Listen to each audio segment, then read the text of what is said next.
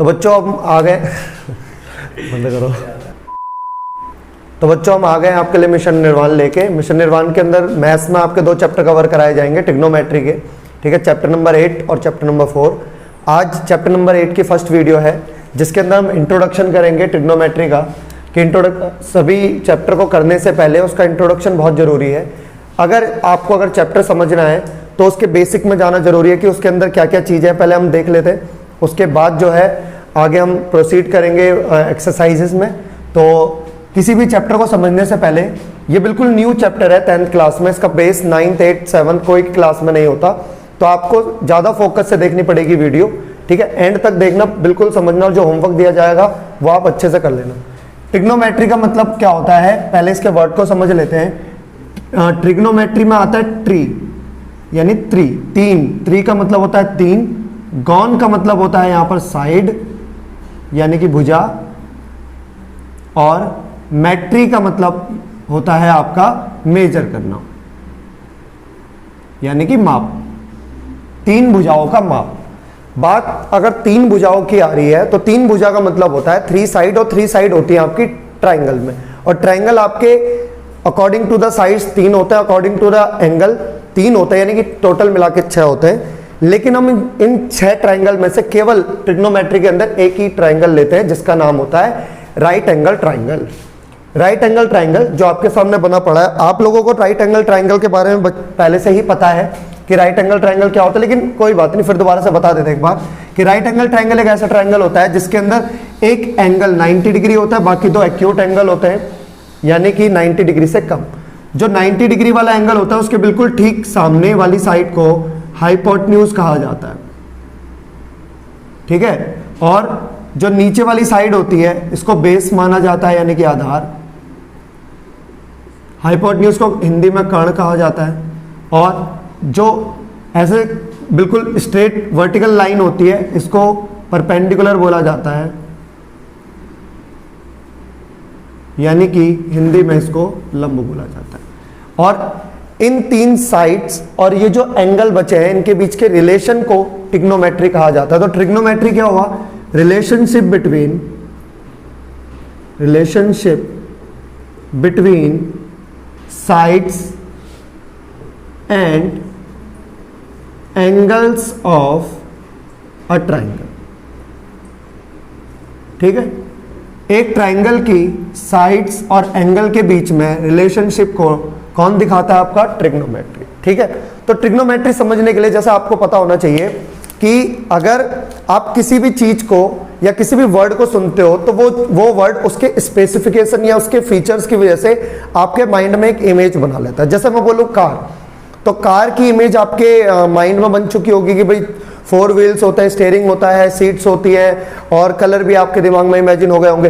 तो ऐसे ही जैसे मैं बोलूँ आपके सामने बुक, तो बुक की इमेज आपके सामने आपके माइंड में क्रिएट हो जाती है। तो सेम लाइक जब हम ट्रिग्नोमेट्री कहें तो आपके दिमाग में एक इमेज क्रिएट होती है और हो जानी चाहिए, वो है उसके फंक्शंस, ट्रिग्नोमेट्री के फंक्शंस, ठीक है। कि ट्रिग्नोमेट्री अगर कोई बोल दे तो उसके अंदर साइन थीटा, कॉस थीटा, ये सब आपके दिमाग में आ जाना चाहिए। तो वहीं से स्टार्ट करते हैं कि ट्रिग्नोमेट्री की पहचान क्या है। तो ट्रिग्नोमेट्री के अंदर ऐसे कौन कौन से फंक्शन है जो ट्रिग्नोमेट्री के नाम सुनते ही आपके माइंड में क्लियर हो जाने चाहिए, ठीक है, एक इमेज बना लेने चाहिए। तो पहला फंक्शन है ट्रिग्नोमेट्री में जो यूज होता है उसे कहते हैं हम साइन थीटा, ठीक है। उसके बाद दूसरा फंक्शन जो ट्रिग्नोमेट्री के अंदर यूज होता है उसे कहा जाता है कॉस थीटा। तीसरा जो है उसे कहा जाता है टेन थीटा, ठीक है। चौथे वाले को कहा जाता है कोसेक थीटा, और 5वें वाले को कहा जाता है sec theta, and 6th one is cot theta. तो ये 6 फंक्शन पूरी ट्रिग्नोमेट्री का बेस है। Without these function trigonometry is not possible, ठीक है। जब भी कोई ट्रिग्नोमेट्री आपके सामने कहे या ट्रिग्नोमेट्री वर्ड आए तो ये जो फंक्शंस हैं आपके माइंड में अब से आ जाने चाहिए, क्योंकि ये इसकी पहचान है, आइडेंटिफिकेशन है, कैरेक्टर्स, ठीक है। तो अब इनके बीच में समझ लेते हैं कि आज की क्लास में हमें क्या करना है। ट्रिग्नोमेट्री मींस ये 6 फंक्शन, ये 6 फंक्शन क्या दिखाएंगे, साइड्स और एंगल के बीच में रिलेशन दिखाएंगे, और किसके, ट्राइंगल के। और ट्राइंगल कौन सा वाला होगा, राइट एंगल ट्राइंगल। समझ में आया। तो देखो पहले हम, ठीक है, जो पहला टॉपिक है हमारा कि ये जो 6 फंक्शन है ट्रिग्नोमेट्री के, साइन, कॉस, टेन, कोसेक, सेक और कॉट, इनके बीच में इन्वर्स रिलेशन पाया जाता है, एक इन्वर्स रिलेशन है, ठीक है, उसको हम पढ़ेंगे कि inverse relation between trigonometric function.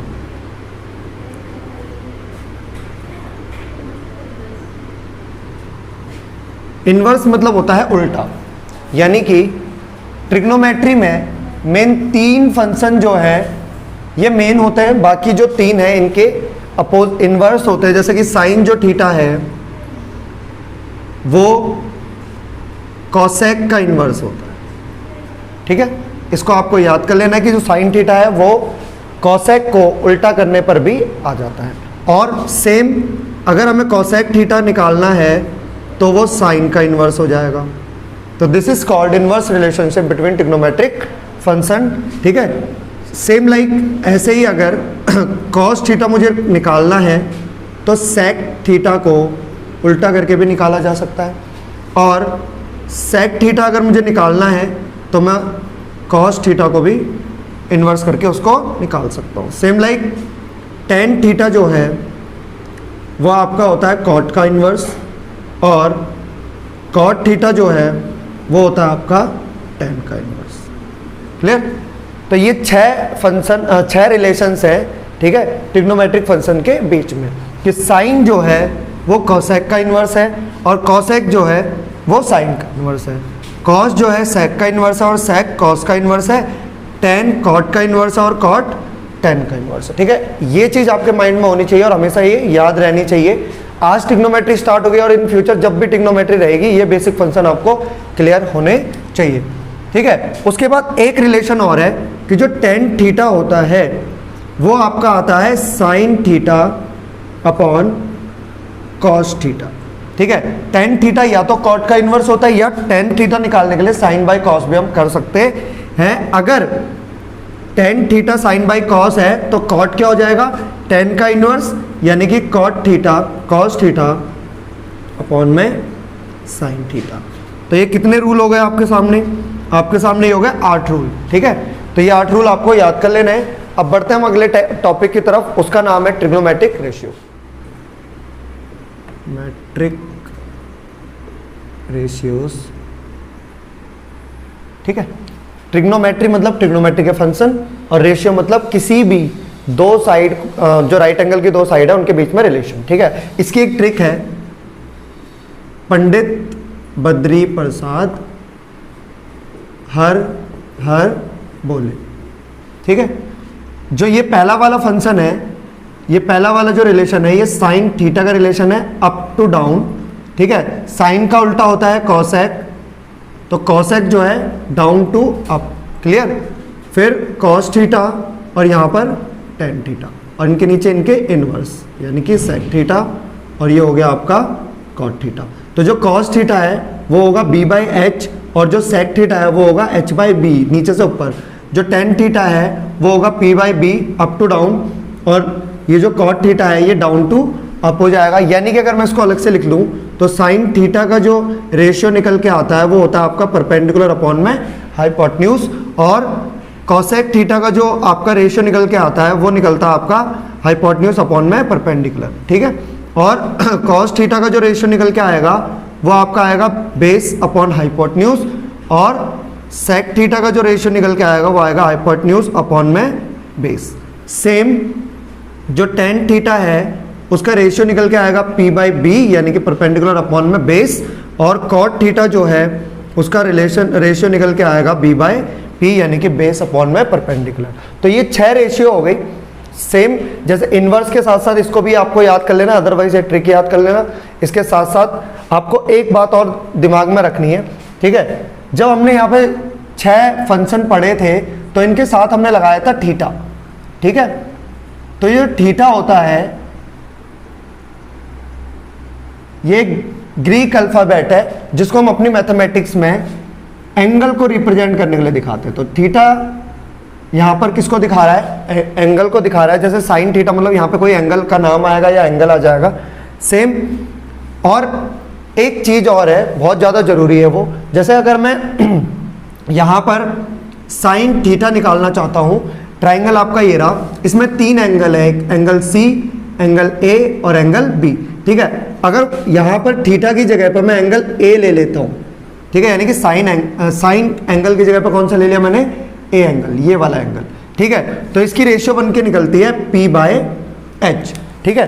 H तो पूरे ट्राइंगल में एक ही होगा और H की वैल्यू हमेशा सेम रहेगी, लेकिन जो परपेंडिकुलर है वो एंगल के हिसाब से चेंज होगा। और एंगल का क्या मतलब है कि जो भी एंगल होगा, यानी कि जो थीटा होगा, वो हमेशा किसके साथ होगा, बेस के साथ होगा। इसको ऐसे याद कर सकते हैं कि थीटा को बेस पसंद है, थीटा को बेस पसंद है। ये आप याद कर लेना कि जहां पर एंगल आ जाएगा, जैसे मैंने साइन के साथ एंगल लिया है ए, तो एंगल के साथ वाली जो साइड है हाइपोटेन्यूज को छोड़ के वो बेस मानी जाएगी। अब ये परपेंडिकुलर नहीं, अब ये बेस मानी गई, ठीक है। इसकी वैल्यू को बेस माना जाएगा और एंगल के अपोजिट में जो साइड होगी, एंगल के अपोजिट में जो साइड होगी उसको परपेंडिकुलर माना जाएगा। यानी कि अगर मैं इस साइड में देखूं तो जो आपका परपेंडिकुलर हो जाएगा वो आपका हो जाएगा BC, ठीक है, क्योंकि ये ए के सामने वाला है, और जो हाइपोटेन्यूज होगा वो तो AC ही होगा। लेकिन अगर मैं यहीं पे ये कर दूं कि एंगल चेंज कर दूं, साइन के साथ एंगल ले लूं C, तो जैसे मैंने आपको बोला कि थीटा को बेस पसंद है, तो एंगल के साथ वाले को बेस माना जाएगा। तो रेशियो होती है आपकी P बाय एच। तो ये जो बेस है ये बेस हो जाएगा और एंगल के सामने वाली जो अपोजिट साइड है वो आपका परपेंडिकुलर हो जाएगी, यानी कि आपका परपेंडिकुलर हो जाएगा AB और हाइपोटेन्यूज तो सेम रहेगा। यानी कि जैसे जैसे अगर एंगल चेंज होते रहे तो रेशियो के परपेंडिकुलर और बेस भी चेंज होते रहेंगे। रेशियो में परपेंडिकुलर कौन होगा, एंगल के सामने वाली साइड, और एंगल के साथ में जो साइड होगी वो हमेशा बेस मानी जाएगी, ठीक है। इस बात का बहुत ज्यादा ध्यान रखना है, क्योंकि ये साइन तो सेम रहेगा लेकिन एंगल चेंज होते ही हमारे मेजर भी चेंज होते रहेंगे अकॉर्डिंग टू द साइड के एंगल किधर है। एंगल के सामने वाला जो होगा वो परपेंडिकुलर और साथ वाला होगा बेस। इसका एक प्रैक्टिकल एग्जांपल कर लेते हैं अब हम आगे। तो स्टार्ट करते हैं हम एक्सरसाइज 8.1 के एक प्रैक्टिकल एग्जांपल से, जो जिस एग्जांपल करने के बाद आपका जो ट्रिग्नोमेट्रिक रेशियो है क्लियर हो जाएगा। एक बार क्वेश्चन पढ़ लेते हैं। ट्राइंगल ABC, एक ट्राइंगल है ABC जिसके अंदर B जो है वो 90 डिग्री है, others are acute angle. AB जो है 24 centimetre and BC is 7 centimetre. तो ट्रिग्नोमेट्रिक रेशियोज करने के लिए सबसे पहले ट्राइंगल को कंप्लीट करना जरूरी है कि इसकी तीनों साइड आपके पास होनी चाहिए। और अगर एक राइट एंगल ट्राइंगल में 2 साइड आपको दी गई हो, तीसरी साइड निकालने के लिए हम क्या करते हैं, यूज करते हैं पाइथागोरस थ्योरम का। तो that's why we are using Pythagoras theorem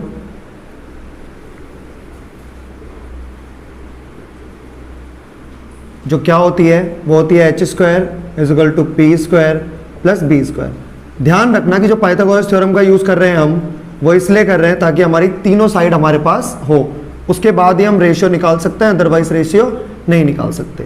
तो 24 का स्क्वायर होता है 576 और 7 का होता है 49, AC² is equal to 625, AC निकल जाएगा आपका under root 625, that is 25 centimetre. तो AC आपका निकल गया 25 सेंटीमीटर। अब हमारी तीनों साइड क्लियर हो गई, तीनों साइड के मेजरमेंट हमारे पास हैं। उसके बाद हम आंसर पे आते हैं। पहला हमें निकालना है साइन A। अभी आपको मैंने बताया था पंडित बद्री प्रसाद हर हर बोले, तो जो साइन थीटा है उसका रेशियो होता है आपका P बाय एच। उसी के नीचे मैंने आपको बताया था थीटा को बेस पसंद है। ये बहुत जरूरी लाइन है, अगर आपने इस लाइन को याद नहीं करा या फिर कंसीडर नहीं करा तो आपका ये आंसर गलत आ सकता है।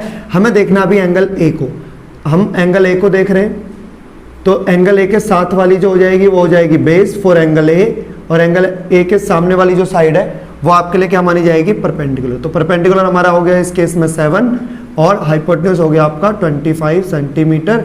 तो योर रेशियो इज 7/25, ठीक है। सेकंड वाला क्या होगा, cos C। तो सेकंड जो रेशियो है ये आपकी cos की होती है, तो cos की रेशियो है आपकी बेस अपॉन हाइपोटेन्यूज। तो एंगल देखना जरूरी है क्योंकि एंगल के साथ वाली साइड क्या होती है, बेस। जब मैंने एंगल C लिया है तो साथ में ये इसका बेस होगा, यानी कि बेस हो गया आपका 7 और हाइपोटेन्यूज आपकी 25 सेंटीमीटर है। ये हो गया आपका क्वेश्चन खत्म। ये जो है आपको खुद करना है और बाकी के क्वेश्चन हम अगली क्लास में, अगली वीडियो में लेके आएंगे। ठीक है, ये बस इंट्रोडक्शन पार्ट था, ये क्वेश्चन कराना जरूरी था एज एन प्रैक्टिकल एग्जाम्पल, ताकि आप रेशियो समझ लो। तो मिलते हैं अगली वीडियो में। तो